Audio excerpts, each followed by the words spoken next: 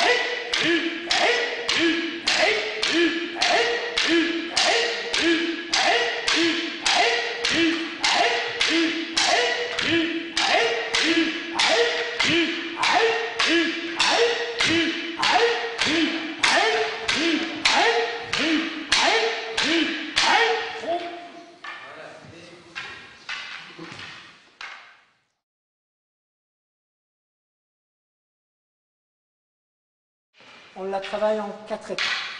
C'est un mouvement qui est très difficile. Tout d'abord, je viens ici et je laisse. Je fais simplement attention à ma position à la fin du mouvement. Pour le moment, il n'y a rien de martial là-dedans. Maintenant, je fais la même chose et je lève mes mains.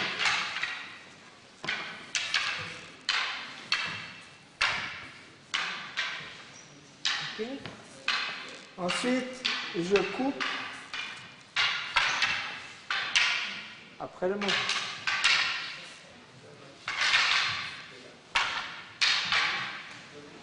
Si j'essaie de couper en un mouvement.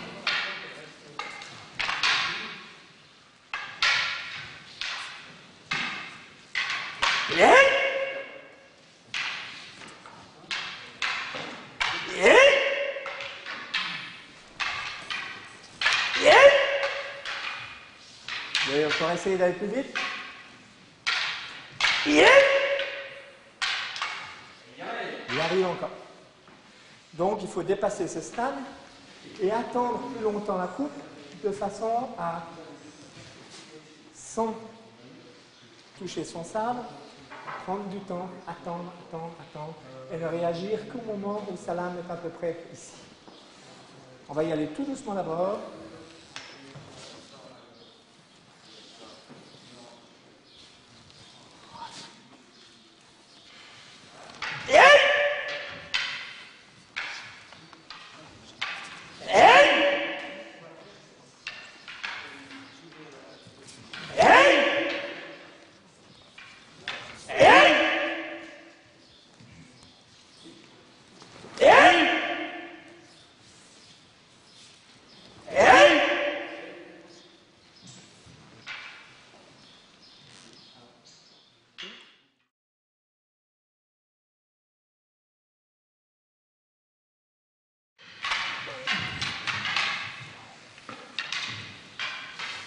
Ce qui est très difficile, je dois apprendre à celui-ci à ne pas avoir peur de me faire mal.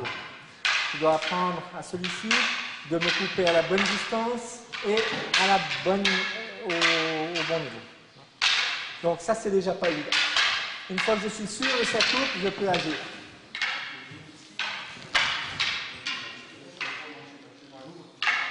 Et seulement après pas mal de temps, je peux lui demander une coupe véritable, ce qui veut dire qu'il va m'attaquer à fond, aussi fort qu'il peut et aussi vite qu'il peut.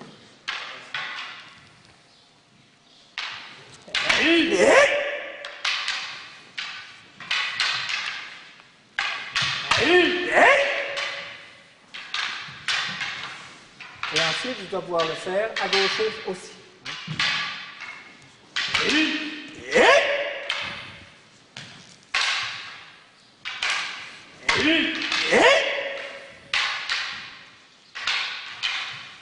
Ça, c'est une des bases.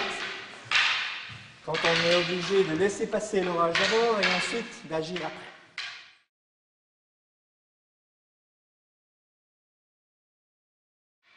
Il y a une autre base où on enveloppe l'arme de l'adversaire.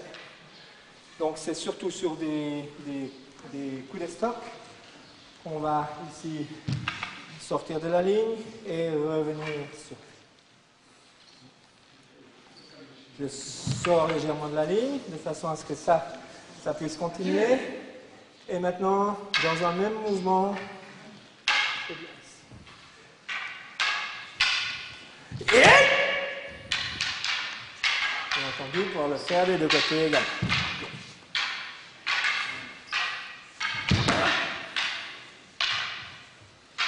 Ça, on appelle maki otoshi. Tout doucement encore.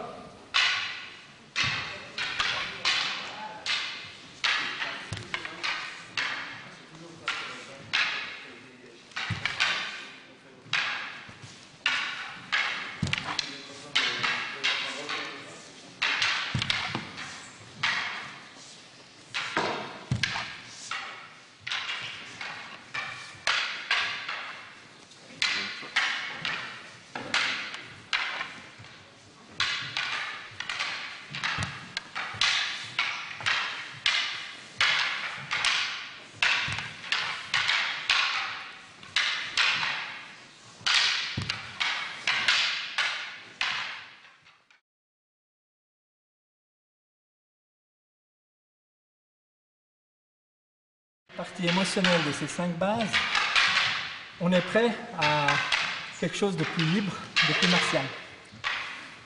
Et il y a aussi une connaissance, une observation de l'adversaire qui, au cours des milliers d'heures d'entraînement, petit à petit s'imprime dans le cerveau.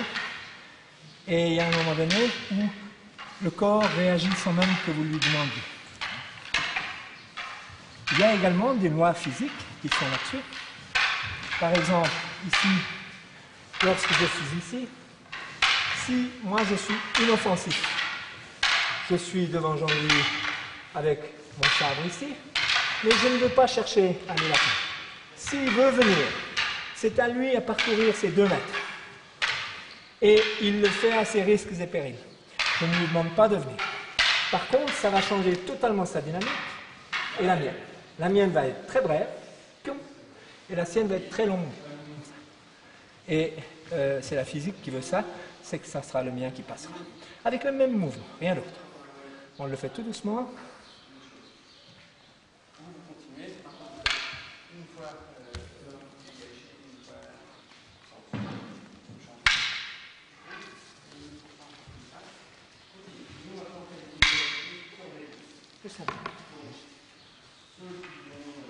Donc, c'est le fait que ce soit lui qui doive couvrir la distance jusqu'à moi qui affaiblit son attaque.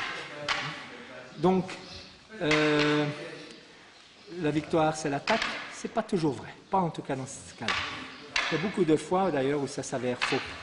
Celui qui m'attaque prend un risque énorme. Moi, du temps qui travaille sur ces 2 mètres, j'ai tout mon temps. J'ai une marge extraordinaire. Regardez par exemple sur une vraie coupe. Je réagis à peu près au quart avant que ça me touche. Dans les 3/4 du mouvement, je le laisse faire en le regardant comme un paysage.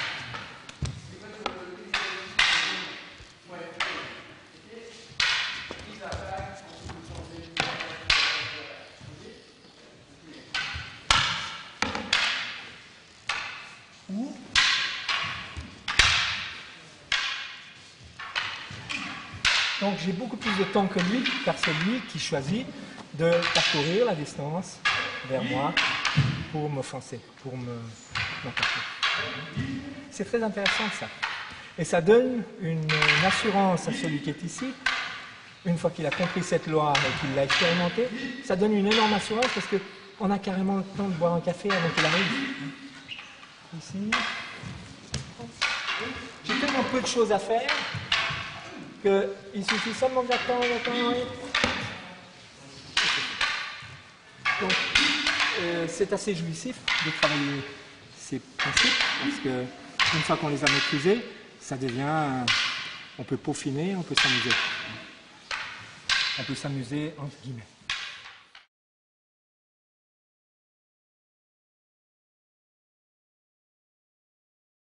Moi, je vais aller à la bonne distance, à fond, jusqu'en bas. Je pense qu'il réagira correctement, j'ai confiance en lui. Mais c'est quelque chose qui demande ici une attaque véritable. T'es prêt?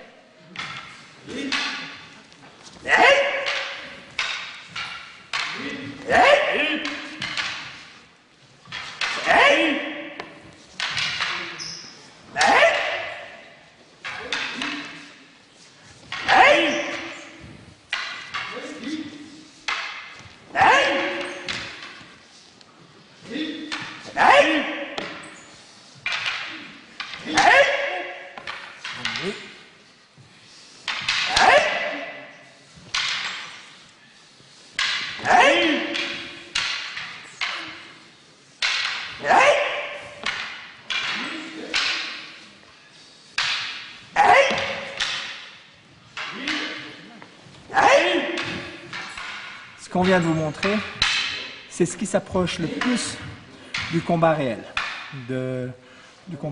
entre sabres. On le fait avec un sabre en bois parce que ça serait dommage pour des vrais sabres et ça serait trop dangereux également. Mais ce qu'on appelle donc le kenjutsu, c'est ce qui nous approche le plus du combat véritable.